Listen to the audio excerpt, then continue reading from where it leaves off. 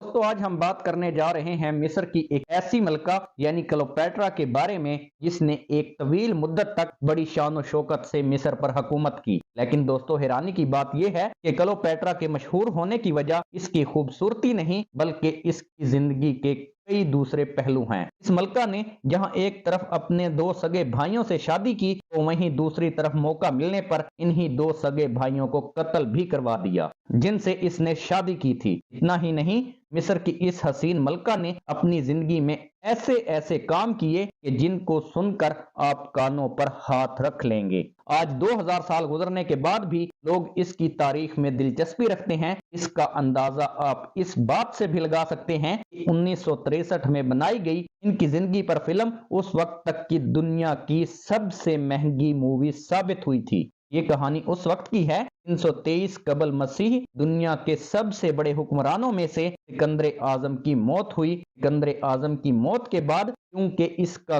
कोई भी वारिस मौजूद नहीं था इसलिए इसकी पूरी सल्तनत इसके गवर्नरों ने आपस में ही बांट ली थी और इस तरह से मिस्र का पूरा इलाका सिकंदर आजम के एक वफादार गवर्नर के हाथ में आ गया और बस यहीं से मिस्र की एक नई हुकूमत का आगाज हुआ। एक ऐसी हुकूमत जिसने अगले 300 साल तक मिस्र पर हुकूमत की। शुरू शुरू में बहुत अच्छे और अक्लमंद हुक्मरान भी आए लेकिन वक्त गुजरने के साथ साथ यहाँ के हुक्मरान अय्याश और बुजदिल होने लगे। मिस्र की यह सल्तनत आहिस्ता आहिस्ता कमजोर होती चली गई और अब वह वक्त आ चुका था कि पूरी दुनिया में रूमी सल्तनत का बोलबाला था। इस वक्त रूमी सल्तनत दुनिया की ताकतवर सल्तनत बनकर उभर रही थी और दुनिया के बहुत सारे इलाकों को फतह कर रही थी। मिस्र के बुजदिल बादशाहों को जब यह महसूस होने लगा कि वह लोग अब रूमी सल्तनत से बच ना पाएंगे तो इन लोगों ने रोम से जंग लड़ने की बजाय खजाना देना शुरू कर दिया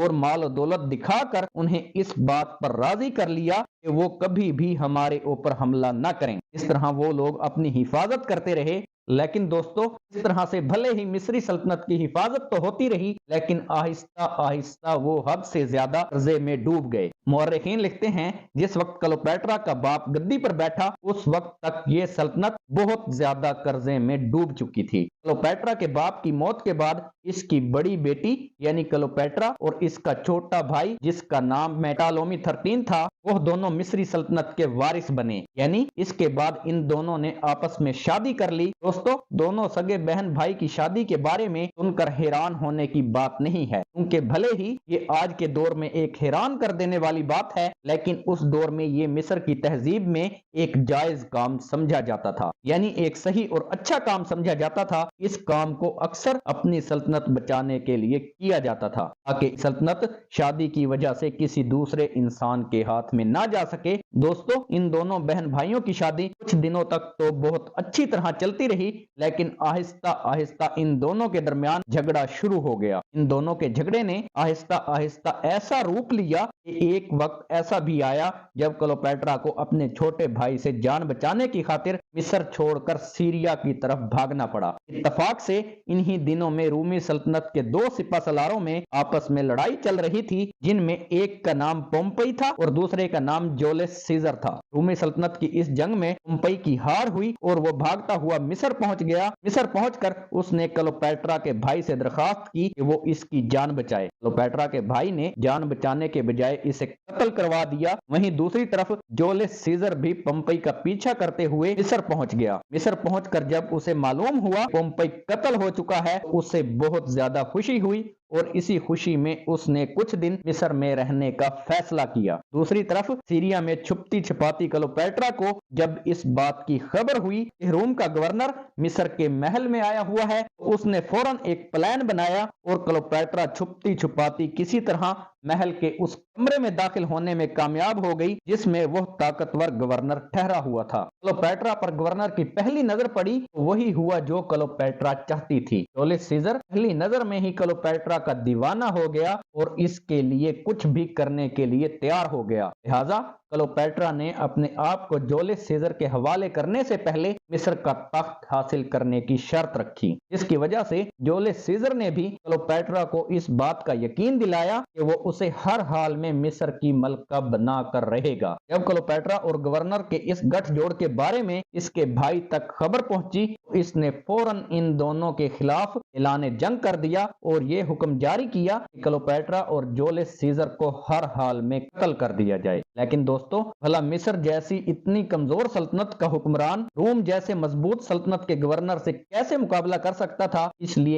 इस जंग में क्लोपेट्रा के भाई की हार हुई और वो दरियाए नील में डूबकर मारा गया। अपने भाई की मौत के बाद क्लोपेट्रा मिस्र की मलका बन गई। लेकिन दोस्तों, उस दौर में मिस्र की सल्तनत में ये रिवाज था कि सल्तनत के वारसों को आपस में शादी करना ही पड़ती थी। लिहाजा मजबूरी में अब क्लोपेट्रा को अपने छोटे भाई से शादी करना पड़ी। भले ही क्लोपेट्रा ने अपने छोटे भाई से शादी कर ली, लेकिन वो अपनी पूरी जिंदगी गवर्नर जूलियस सीजर के साथ गुजारना चाहती थी। इस गवर्नर ने उसे मिस्र की मलका बनाने में मदद की थी। हालांकि ज्यादातर मिस्री क्लोपेट्रा और जूलियस सीजर के इस रिश्ते से खफा थे, लेकिन वो अपनी मलका के सामने जबान खोलने से डरते थे। कुछ अरसा बाद गवर्नर और क्लोपेट्रा की एक औलाद भी हुई। क्लोपेट्रा और अपनी इस नाजायज औलाद के बाद गवर्नर को एक जरूरी मिशन पर रोम जाना पड़ा। जूलियस सीजर के रोम जाने के बाद क्लोपेट्रा अब अकेली रह गई थी। ये मौका देखकर क्लोपेट्रा का छोटा भाई, जो कि इसका कानूनी शोहर भी था, इसने अपनी एक छोटी बहन के साथ मिलकर क्लोपेट्रा को मारने का मंसूबा बनाया। इससे पहले कि वो क्लोपेट्रा को मारने में कामयाब होता, इस खबर का क्लोपेट्रा को पता चल गया। इसके बाद इसने छोटे भाई और बहन के खाने में चालाकी से जहर मिलवा दिया, जो कि उसे मारने का प्लान बना रहे थे। और इस तरह क्लोपेट्रा अब मिस्री सल्तनत की अकेली वारिस बन गई, जिसकी वजह से पूरा मिस्र बिना किसी परेशानी के इसके कदमों में आ चुका था और वो मिस्र की वाहिद मलका बन चुकी।